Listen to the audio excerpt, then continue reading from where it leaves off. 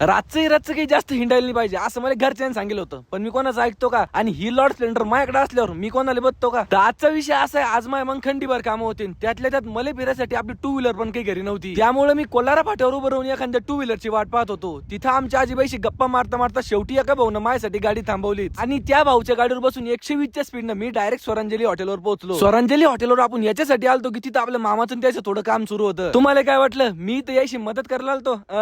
असं होत नसतं. मी आलतो फक्त इथं फुकटचा चहावर पाहिले. चहावर ताव मारल्यानंतर आम्ही मोटर गिटर उचलली, या मोटरला गाडीवर टेकून आम्ही पोहोचलो डायरेक्ट चिखली. या मोटर मध्ये बिघाड होता, त्यामुळे तिला नीट करायला टाकून दिलं ना आपल्या मागे जेवढे बारीक चिरीक काम होते तेवढे सगळे आवरून घेतले, कारण आज आपल्याला संध्याकाळी आपल्या ताईच्या इथं म्हणजे हातनीला जायचं होतं. आपल्या माणसानं आज मरणाचं काम करलं होतं म्हणून त्याला जाम भूक लागेल होती. त्याच्यासाठी आपण पहिली चिखली तुम्ही पनीर भाजी घेऊन डायरेक्ट हातनीमध्ये पोहोचलो. हातनीमध्ये यायचं मुख्य कारण म्हणजे स्वयंपाक करणारी मावशी, सॉरी स्वयंपाक करणारी मेंटॉर. आज आमच्या वैशुताईले पुण्याले म्हणजेच तिच्या घरी जायचं होतं आणि फक्त तिला सोडायला आम्ही हातनीमध्ये आलो होतो. घाई गडबडीत का होईना आम्ही तिला ट्रॅव्हल मध्ये बसून दिलं आणि घाई गडबडीतच तिला वाटी पण लावून दिलं. चला म्हणलं यायले तर वाटी लावून दिलं, आपण पण आपल्या घरी निघू. पण भाऊजीन ते म्हणत होते की रातचं जाऊ नका कारण रोड काही एवढा चांगला नाहीये. पण आम्ही कशाचं कोणाचं ऐकतो भाऊ. आमच्या भाचेबाईच्या 2-4 गोडसोड बाप्पे घेतल्यानंतर आम्ही आमची लॉर्ड स्प्लेंडर काढली आम्ही निघलो आता घराकडे. सगळ्यात जास्त जर फिरायची मजा का येतात ती रातची येत असती, हे तुम्हाला माहिती मला माहिती. आता ही भटकंती करत करता आम्ही निवांत घरी पोहोचतो आणि तुम्ही पण करा आराम. तर आजच्यासाठी एवढंच मंडळी. असेच नवीन आणि झकास ब्लॉग पाहण्यासाठी तुमच्या वाले फॉलो नक्की करून घ्या.